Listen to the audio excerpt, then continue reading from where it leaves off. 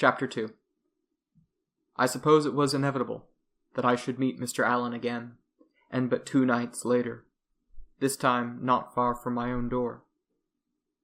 Perhaps it was absurd to think so, but I could not escape the impression that he was waiting for me, that he was as anxious to encounter me again as I was to meet him. I greeted him jovially, as a fellow haunter of the night, and took quick notice of the fact that, though his voice simulated my own joviality, there was not a flicker of emotion on his face. It remained completely placid, wooden, in the words of the romantic writers. Not the hint of a smile touched his lips, not a glint shone in his dark eyes.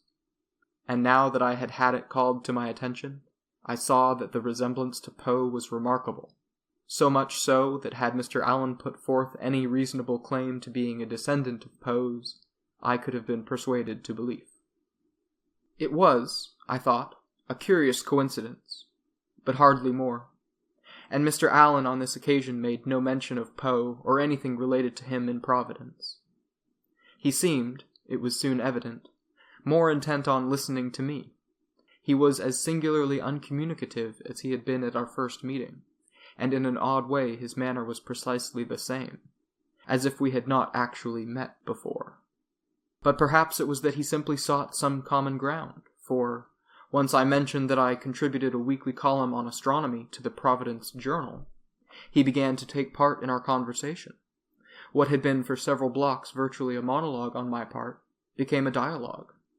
It was immediately apparent to me that Mr. Allen was not a novice in astronomical matters. Anxious as he seemed to be for my views, he entertained some distinctly different views of his own, some of them highly debatable. He lost no time in setting forth his opinion that not only was interplanetary travel possible, but that countless stars, not alone some of the planets in our solar system, were inhabited. By human beings? I asked incredulously.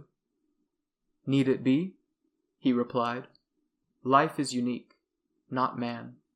Even here on this planet, life takes many forms. I asked him then whether he had read the works of Charles Fort. He had not.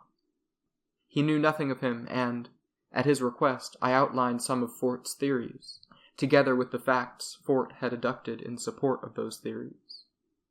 I saw that from time to time, as we walked along, my companion's head moved in a curt nod, though his unemotional face betrayed no expression. It was as if he agreed. And on one occasion, he broke into words. Yes, it is so. What he says is so.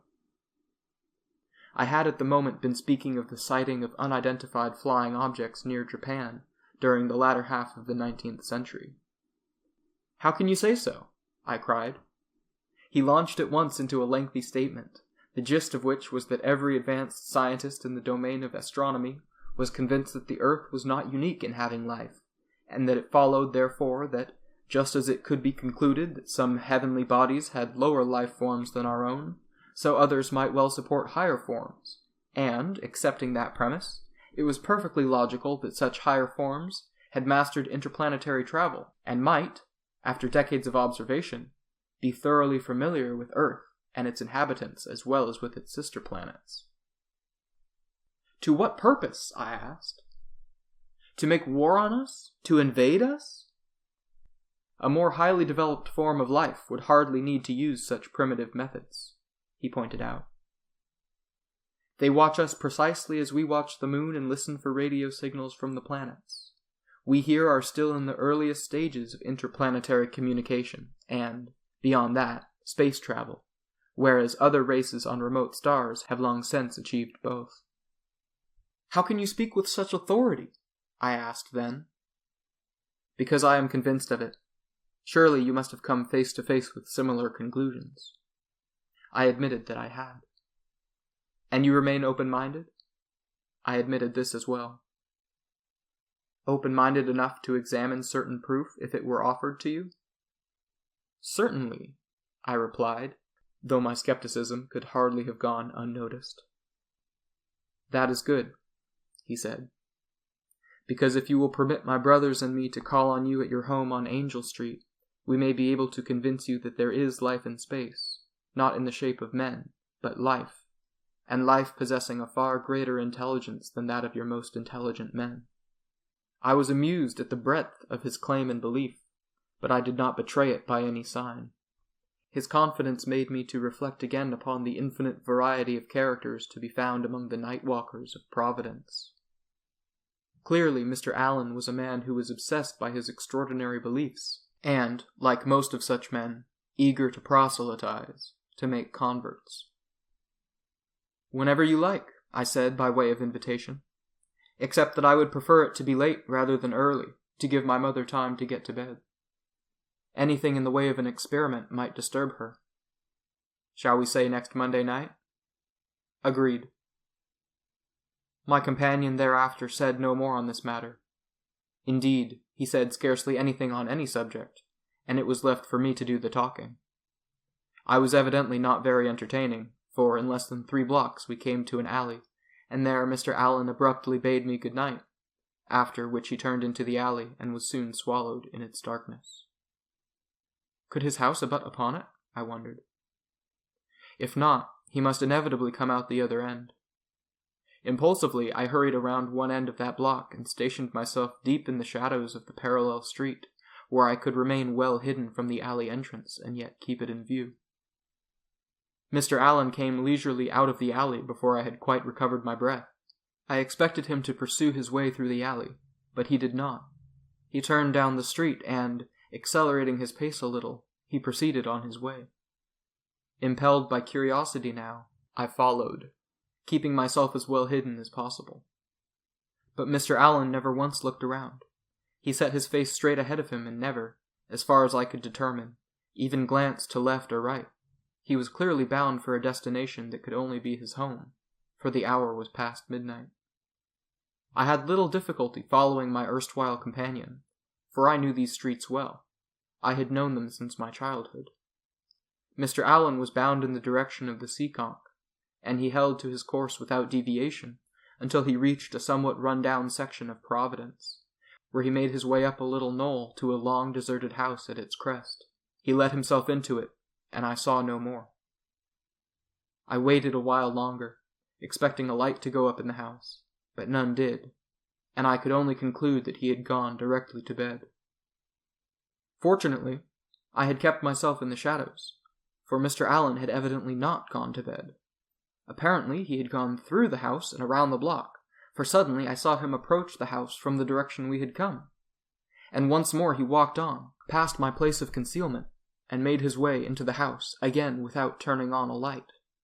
This time, certainly, he had remained there. I waited for 5 minutes or a trifle more, then turned and made my way back towards my own home on Angel Street, satisfied that I had done no more in following Mr. Allen than he had evidently done on the night of our initial meeting following me, for I had long since concluded that our meeting tonight had not been by chance, but by design. Many blocks from the Allen house, however, I was startled to see approaching me from the direction of Benefit Street my erstwhile companion. Even as I wondered how he had managed to leave the house again and make his way well around me in order to enable him to come towards me, trying in vain to map the route he could have taken to accomplish this, he came up and passed me by without so much as a flicker of recognition. Yet it was he, undeniably. The same Poesque appearance distinguished him from any other night-walker. Stifling his name on my tongue, I turned and looked after him. He never turned his head, but walked steadily on, clearly bound for the scene I had not long since quitted. I watched him out of sight, still trying, in vain, to map the route he might have taken along the lanes and byways and streets so familiar to me in order to meet me so once more, face to face. We had met on Angel Street, walked to Benefit and North, then turned riverwards once more. Only by dint of hard running could he have cut around me and come back. And what purpose would he have had to follow such a course? It left me utterly baffled, particularly since he had given me not the slightest sign of recognition, his entire mien suggesting that we were perfect strangers. But if I was mystified at the occurrences of the night, I was even more puzzled at my meeting with Rose at the Athenaeum the following night. She had clearly been waiting for me, and hastened to my side as soon as she caught sight of me. "Have you seen Mr. Allen?" she asked. "Only last night," I answered, and would have gone on to recount the circumstances had she not spoken again. "So did I. He walked me out from the library and home."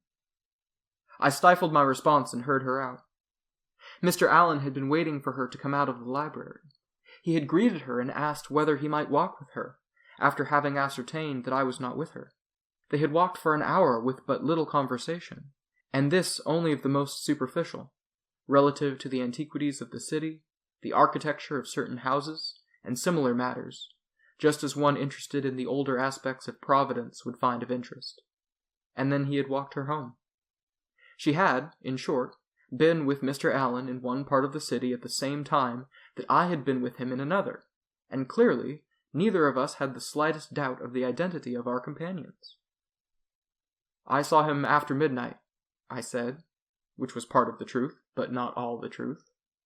This extraordinary coincidence must have some logical explanation, though I was not disposed to discuss it with Rose, lest I unduly alarm her. Mr. Allen had spoken of his brothers. It was therefore entirely likely that Mr. Allen was one of a pair of identical twins. But what explanation could there be for what was an obvious and designed deception? One of our companions could not have been the same Mr. Allen with whom we had previously walked. But which? I was satisfied that my companion was identical with Mr. Allen met but 2 nights before. In as casual a manner as I could assume in the circumstances, I asked such questions of Rose as were designed to satisfy me in regard to the identity of her companion, in the anticipation that somewhere in our dialogue she would reveal some doubt of the identity of hers. She betrayed no such doubt. She was innocently convinced that her companion was the same man who had walked with us 2 nights ago, for he had obviously made references to the earlier nocturnal walk, and Rose was completely convinced that he was the same man. She had no reason for doubt, however, for I held my tongue. There was some perplexing mystery here, for the brothers had some obscure reason for interesting themselves in us, certainly other than that they shared our interest in the night walkers of the city and the hidden aspects of urban life that appeared only with the dusk, and vanished once more into their seclusion with the dawn. My companion, however, had made an assignation with me, whereas Rose said nothing to indicate that her companion had planned a further meeting with her. And why had he waited to meet her in the first place? But this line of inquiry was lost before the insistent cognizance that neither of the meetings I had had after leaving my companion at his residence last night could have been Rose's companion, for Rose lived rather too far from the place of my final meeting last night to have permitted her companion to meet me at the point we met. A disquieting sense of uneasiness began to rise in me. Perhaps there were 3 Allens, all identical, triplets. Or 4? But no, surely the second Mr. Allen encountered on the previous night had been identical with the first, even if the third encounter could not have been the same man. No matter how much thought I applied to it, the riddle remained insoluble. I was, therefore, in a challenging frame of mind for my Monday night appointment with Mr. Allen, now but 2 days away.